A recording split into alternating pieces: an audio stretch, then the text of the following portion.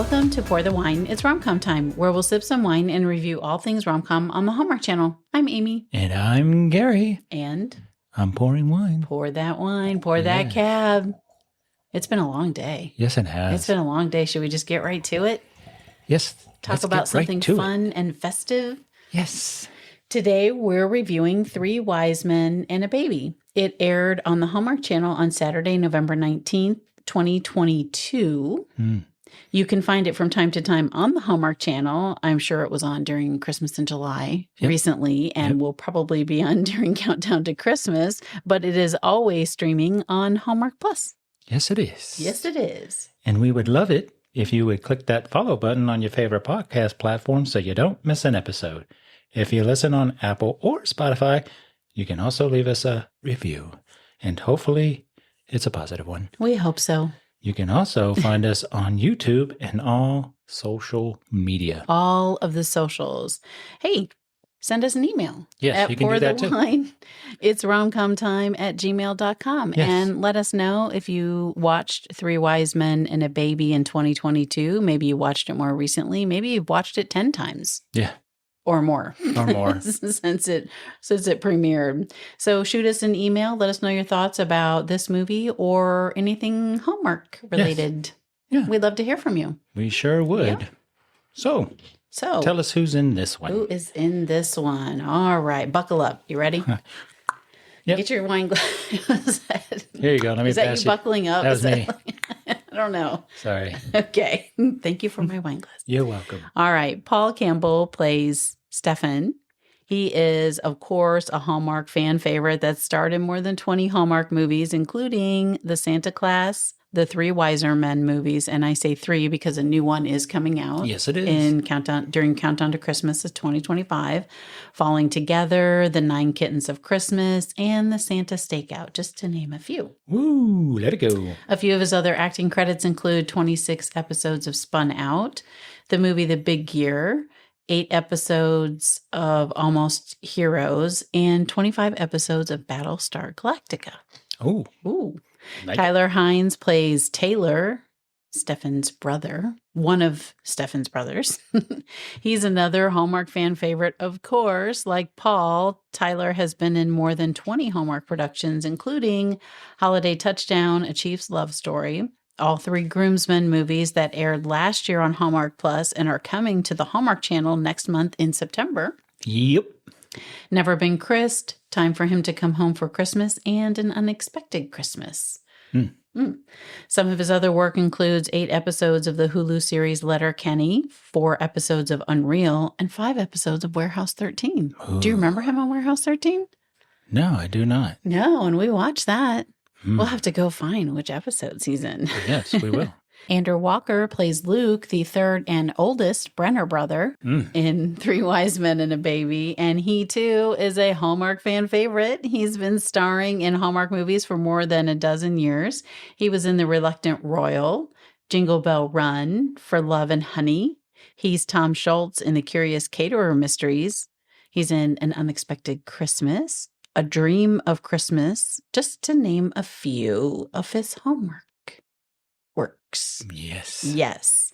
He will be in the upcoming September Hallmark movie Adventures in Love and Birding with Rachel Boston. That's cool. coming up too.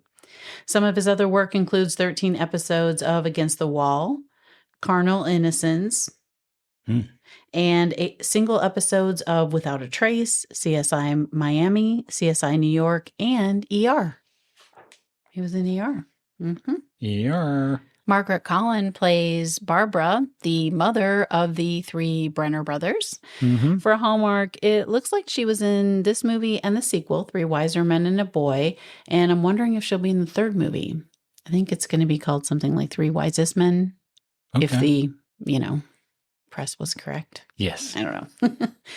Some of her other work includes 9 episodes of Veep, 34 episodes of Gossip Girl. She was in the movie Independence Day. Oh, okay.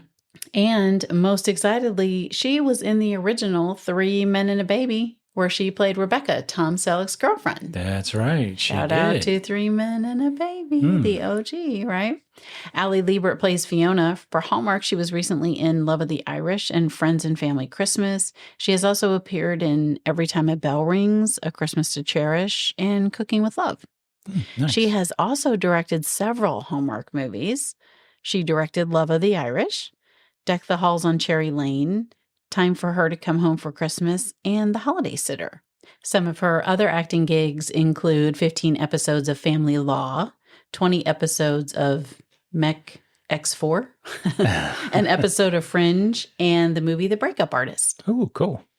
The Breakup Artist. I love the sing-along.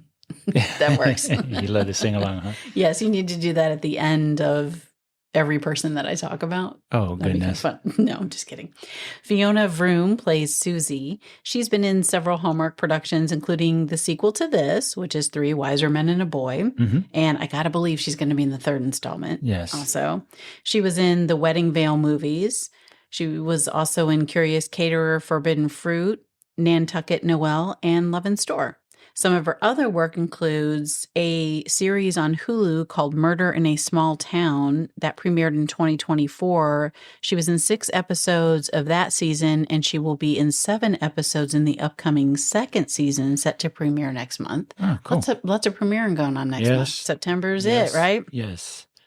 She was in 16 episodes of the series Snowpiercer, 4 episodes of The Man in the High Castle, and an episode of iZombie. iZombie comes around. That comes around Sounds quite a bit like an too, Apple product. Oh boy. I doubt that that's related to Apple, but I don't know. Who knows? Matt Hamilton plays Mark, the neighbor. He's done a ton of Hallmark work. He was in the Wish Swap, the sequel to this, Three Wiser Men and a Boy, A World Record Christmas, The Cases of Mystery Lane, Campfire Christmas, Sailing into Love, and Homegrown Christmas. Christmas. I haven't even had a sip yet of my wine. Right? A few of his other work includes The Baby My Husband Lied About, ooh, an episode of Wild Cards, Girl in Room 13. He was in 6 episodes of Turner and Hooch and 2 episodes of Continuum. Oh, nice. There you go. Continuum. Loved that show too. Yeah. Terry Ingram directed this particular episode, and he has 100 directing credits. Yes, he does. His Hallmark directing work is expansive, and it includes Journey to You, My Argentine Heart, Happy Holidays. That's a hard one to say, though. Holidays, right? Right. Instead of holidays. Three Wiser Men and a Boy, Love on the Danube, Love Song. We just watched that. I know we did, and it was pretty good. Yeah. Gilded Newport Mysteries, Murder at the Breakers, Retreat to You, and 18 episodes of Chesapeake Shores, and the list goes on and on and on. Good for him. That's pretty cool. I know. And a few of his other directing credits include 3 episodes of R.L. Stein's The Haunting Hour, A Trace of Danger, and 8 episodes of La Femme Nikita. Kind of sounds like he gets a good mixture, right? Like in his early work, he was doing the danger. Yeah. And then he comes to Hallmark. La Femme Nikita sounds that familiar. was a series, I think late 90s, early 2000s. Does that sound right? I think maybe you're right. Early 2000s. I'm not exactly sure, but that was a popular series. Yeah, well, this movie. Episode, I said it again. It's because we're doing so many. We're in the middle of Providence Falls, and they're calling those episodes, even though they're movies. We're doing Chicken Sister episodes, so we're in episodes. Okay, let's try this again. Try it again. Paul Campbell and Kimberly Sested wrote Three Wise Men and a Baby. There you go. You did it. Yay! Paul Campbell, he has 6 writing credits, and they're all for Hallmark. Oh, good for him. This one, of course, cool. Three Wiser Men and a Boy, and Mariah's Lighthouse, Christmas at Castle Heart, An Unexpected Christmas, and A Christmas by Starlight. Oh, it's pretty cool. And Kimberly, she has 3 writing credits, including this movie, Three Wiser Men and a Boy, and Christmas by Starlight. So they must have written that one together. Cool. Yeah, that sounds like it. Right? Yeah. It's cool. I like 3 how movies together. these Hallmark actors are like all buddies, Yeah, it's and they all pretty cool. collaborate on things. They seem like a close-knit group. Some of them, I'm sure they're not all close to one another, but it does seem that way when they start collaborating. I know. Things. Yeah, pretty cool. And as a side note, she does appear in this movie. She does. As a nurse or a doctor. A doctor, excuse you. Mm-hmm. And of course, she's a Hallmark staple and has been in more than 20 Hallmark productions. Good for her. Yeah, we love her too. Ooh, yeah, we do. She was in one of our favorites. Was it last year? The Santa Class? Yes. That was That was really 2024, good. right? Yeah, Yes. I think so. Yeah. I really enjoyed that one. So is it time to drop the synopsis? It is time to drop the synopsis. 3 brothers are surprised when they find themselves forced to care for a baby during the holidays. During the journey, they begin to rebuild their relationship as brothers while rediscovering their love for Christmas. Yay! Yay! And don't forget, we do have spoilers or we talk about the movie. Yeah, but it's 3 years old. So I sort of feel like... But hey, still going to give you a warning. A warning, yeah, So just in case. if you haven't seen it yet, hit pause, go watch it, come back, hit play, and let us know what you think. Listen to our review, yeah. Hit pause, go watch it, come back, hit play, finish the review. There you go. Right, we got it. Okay, so shall we All dive into right. this? Well, let's dive into it. So what did you think? I really enjoyed this movie. Yeah. I mean, think about it. You have 3 brothers, grown men, living with their mama. Yes. Yes. one in the house in the back. Yep. One in the basement. And I guess Luke lives upstairs in his mom's house. We'll talk. I have something to say about that a little bit later, but I just love the way it opened like that. Yeah. Like you see them all, they're like independent at first, and then they go home, and they're not that there's anything wrong with that. Nope. Sometimes, I mean, we've had kids move back in and move back out a couple times. It happens, but it was such a cute way to open the movie. Yeah. Yes, it really was. Go ahead. And I love how they intertwine this story with love, emotions, sadness. It was funny. It was, yeah. Yeah, I agree. Really, really enjoyed it. I agree. And having 3 leading men. Yes, big. And neither stars. one trying to outshine the other just truly shows you how close these guys are. Yeah. Yeah. This cast. That's a good point. I mean, the chemistry is so good between the 3 of them and their co-stars. And it just really is so natural and cool. Yes. And the supporting cast. Yeah. Everybody. Beautiful. Yeah, I agree. So what did you Great think? Casting. I agree with everything you said. I think that, I distinctly remember going to the theater to see 3 Men and a Baby, which I know this isn't like an offshoot of that, but it is like it. I mean, you can't deny the similarities, and I don't know how intentional or not that was, but I mean, it definitely is there, right? So, and I loved that, right? Came out in the late 80s. And that was Tom Selleck, right? Tom Selleck, Steve Guttenberg, and Ted Danson. Yeah. Right? Those are the 3 stars at the time. So whenever I see something like this, I'm sort of like, ugh, am I going to like it? Now, to be fair, we didn't watch it when it came out in 2022. I think we watched it about a year later, maybe, the next Christmas. Yeah. Yeah. I think it was last year.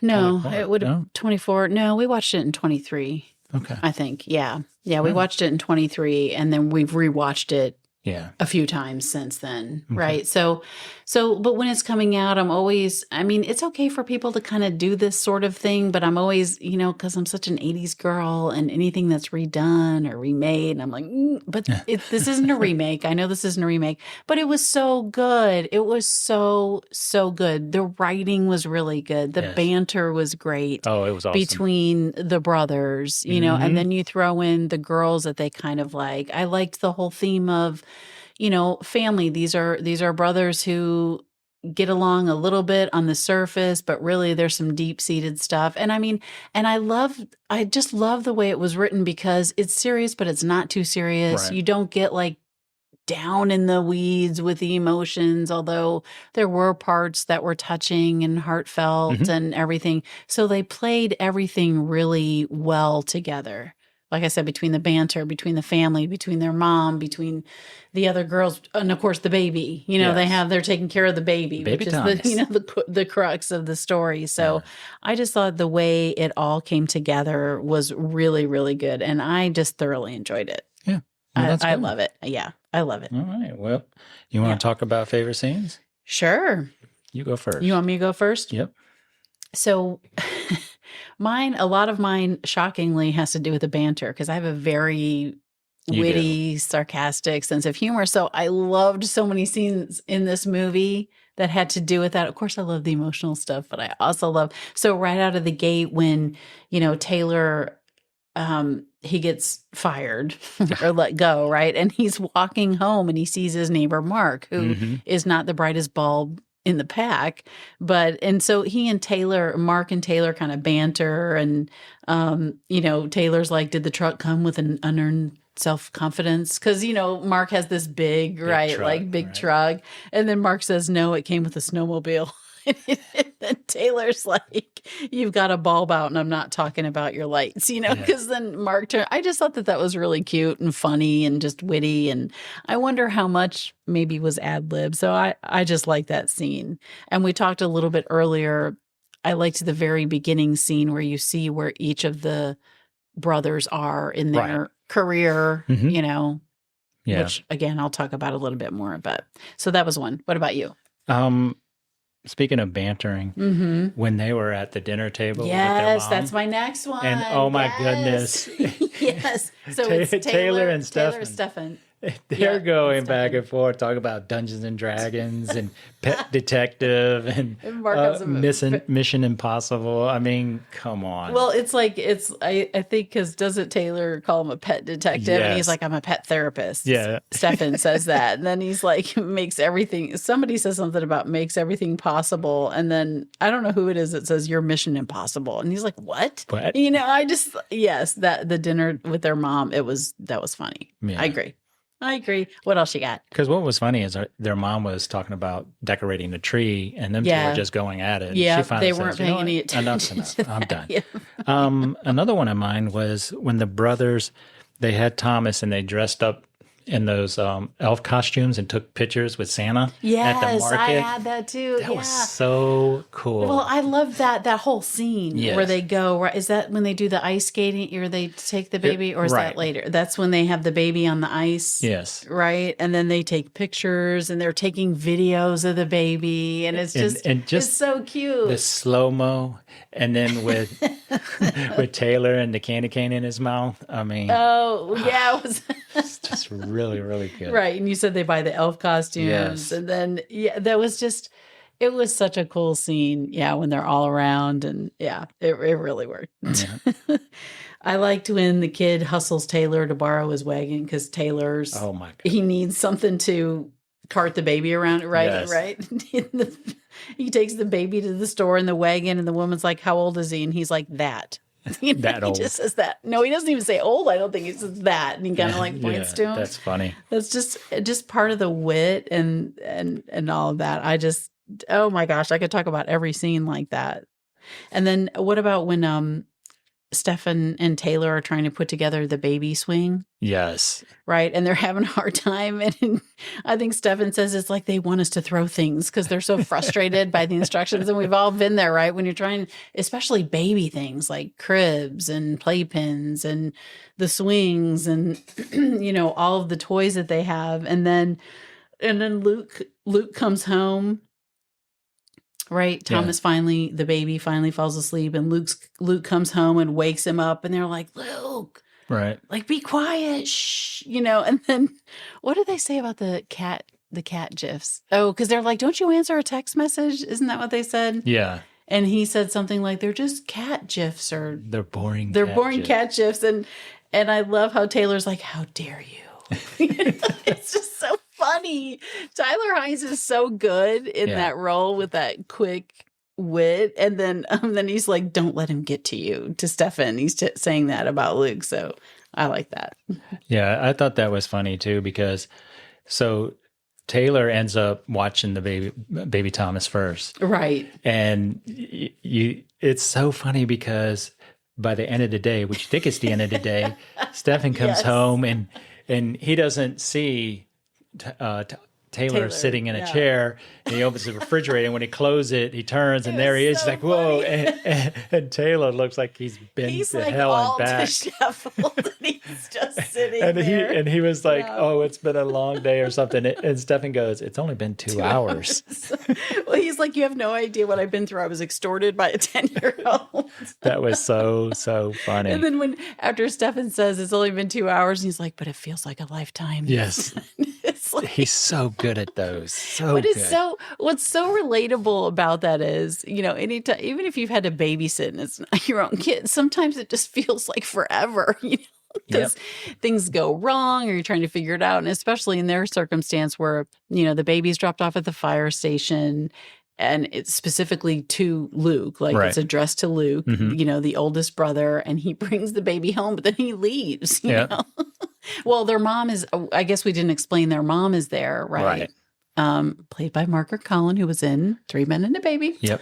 But she's there for a little bit, but then she has to leave. So she can't, they're kind of counting on her. And that part is kind of funny too, how they end up with the baby, the three of them, and they're trying to take turns. And then, like you said, then after Taylor, then it's Stefan's turn for the baby. And he's going to make cookies because it's so easy to hold the baby and make cookies, right? And Taylor comes in. You keep wanting to say Tyler. I don't know what that is. Why did they make him so close to his real name? And I think that so was he comes in probably. and Stefan he's got flour all over his face and he does. Cookies are burning. And then the next one that I have is when Luke comes in and he sees them two, right? And he's like, oh man, you guys just don't know how to do it, right? So he takes the baby and they're like waiting for the next day to see him. Right, because they're like, oh yeah. Yeah, you're so good at it. How easy is it? They come in and he's sitting there baking cookies and he put the swing together and they're all like, really? Well, we warmed him up for you. Yeah, it is funny. Yeah, because Luke is just doing a phenomenal job. Of course, the oldest sibling steps up and he doesn't have any problem. He doesn't have flour all over himself like Stefan did. He doesn't look all disheveled like Taylor did. So do you have any more? I thought that was cool. Of course, when they dance, we haven't gotten into the whole light display of it all, but when they do, is it the sugar? Yes, the Fun Sugar Fairy Plum or from whatever Nutcracker. from Nutcracker, and they do their dance for the girls that are there, and Mark, right? Isn't Mark in the house at that time? Oh no, maybe not. No, he's not there. Sorry, no, not Mark. So I liked, of course, I love that. Yeah, that was I one thought of mine that was too. really cool because they're like it's something they did when they were younger. So those are moments where they kind of bicker and banter, and then you see them kind of have moments that they remember when they were younger, when they had a good time, Right. and then they try to win the light competition, the Christmas light competition for their mom because they realize it's hard for three of them to take care of one, and she was one person and took care of all three after their dad left. So they're getting a perspective that they did not have before about how hard she must have had it. Oh, yeah. It's no joke. And how much of a pain in the keister they probably were. Oh, they seemed like they were a pain in the keister. I mean, I could talk about so many scenes were just so good and so well written and just fun. Yeah. Just a fun movie with heart. That's what I loved about this. Yeah. So you have any more? No, I don't have to. No. All right. You want to move on to? I mean, like I said, I could talk about cheers. A bunch of cheers and jeers. Okay. Your biggest cheer or cheers? One cheer. My biggest cheer, or one of them, is how the brothers came together to watch Thomas. After they each had their turn with Thomas, they all kind of came together and, they kind of figured out that, to raise a baby, you need a village, right? Right. And so they learned how to do it. And I thought that was, considering their upcoming and their dad had left. Yeah. When they were little. Seeming they kind of learned to lean on each other and accept help. And they kind of Yeah. Yeah. So that I was agree. one of I my think, cheers. you know, what we didn't talk about, I got to go back to this because I just glanced at my notes, but we talked about how great Luke was, right? But then Luke is gone all day and he hasn't texted Luke takes the baby, right? And he goes, Right. I don't know, to the fire station. I forget where. Yeah, he takes him to the fire station. And Taylor and Stefan are kind of waiting for him. And Yeah, they're like like, he's freaking not out. checking in. He's not texting them. They don't know where the baby is. You know, they're at home. I thought that scene was really funny. And then when he walks in, they're like, where were you? And he's like, you know, I was out. I'm going to make, you know, and then he starts to make dinner and he brought the wrong baby home. Yes. When they look at the baby and he's like, okay. And what? I had that as one of my jeers. Oh, you do? Yes. Oh. Only because who in their right mind does not, when you're putting the baby in the car, where in did he its say seat. he was? I don't even know. I think he was at a toy store or something. I don't even know where he was. Unfortunately, there were two baby seats that had the same type blanket, and he just turned around and picked one up and put it in the car. But wouldn't you just raise the blanket up just to make sure the baby is okay? You would think you would, but, you know, never wake a sleeping baby. Like, you don't want to accidentally do that. And, yeah, I mean, of course you would check. Right. I mean, I get that. But I'm saying, but, I mean, you hear about people leaving their kids in the car. You know, they forget. They are running into... Right. You know, No, I mean, I guess that's not the same as taking a completely different baby, but yeah. No, I get it. I just liked it because, not that he forgot the baby or got the wrong baby, but just because he was kind of like, what's the big deal? I'm great at this. And then he comes home literally with the wrong kid in the car seat. And, you know, he tries to justify and then they're like, you lost a baby. Yeah. You were worse than you us. were worse than you you lost a baby. No, I get it. So anyway, all right. Any more cheers? I digress. No, not cheers. We're on cheers, Cheers, right? I said. I didn't say any yet. Oh. So I've kind of already talked about it. The writing, the delivery, the banter, the heartfelt moments, the revelation. I just thought it all flowed really well, with the exception of maybe picking up the wrong baby. But I just thought it worked, all of it. And I don't know. I don't know how many times I can say I just thoroughly enjoyed it from start to finish, and even with the wrong baby and all. So that was a big cheer for me. Another one was, you know, the whole 3 men and a baby of it all. Right. Since I love that movie, this really translated well for me. It's not a prequel or a sequel. It's just a different take, right? And I really appreciated that. They Hallmarkified it, you know, and they did such a great job. And they, you know, turned it a little bit, you know, made it a little bit different. So, of course, the baby, you know, in 3 Men and a Baby, the baby's actually Ted Danson's, right? But in this one, it's not Luke's. It was just left for him at the fire station. Yeah. Yeah. So. Yeah, and you find that out near the end that Sophie was the one who left baby Thomas, and it was because when she was in labor, Luke was the fireman on scene, and he stayed there with her and got her through it, and she remembered it. The baby. Yeah. So that's why she dropped him off the fire station with a note with his name on it. Yeah, because everybody's thinking it's his baby. Right. He doesn't know who it's with or whatever. So that was kind of a funny part to it too. Right. And then, you know, another cheer for me, we kind of talked about, I liked at the beginning where we talked about, we see where they all are in life, you know, right? Taylor loses his job, but goes home. You know, Stefan has that severe social anxiety. We learn right away. But, you know, so he's a pet psychologist, so he doesn't have to talk to people. You know, he can talk to pets, you know, and Taylor loses his job. We see that he lives at home in the basement. Stefan has social anxiety. He's a pet psychologist. He lives in the back house, like you mentioned. Yeah. Luke is a firefighter, but also lives at home. But we find out he's been remodeling a home like forever and trying to get it complete so he can move out. But he too is at home. So you get a glimpse into each one. And the same thing happens at the end of the movie. Right. So Stefan admits to Susie she had a pet that she had gone to him with, but, you know, they kind of develop a relationship. So he admits to her that he likes her, and he's like, you make me not want to hide away, because that's what he does when he gets anxiety. And she kisses him, and it reminded me of like, you had me at hello, Right. you know, the whole Jerry Show me the Maguire of it money. all. Yeah. Taylor apologizes to his team where he worked Yes. at his former employer's office. You know, he kind of has to grovel a little bit, but he comes around. That's part of the whole theme of the movie, right? Mhm. Figuring out where you're at in life. He's learning that he can't just be the way Skate he through it. was Mhm. and skate through. And so he apologizes. He goes back to his job. And who was his boss?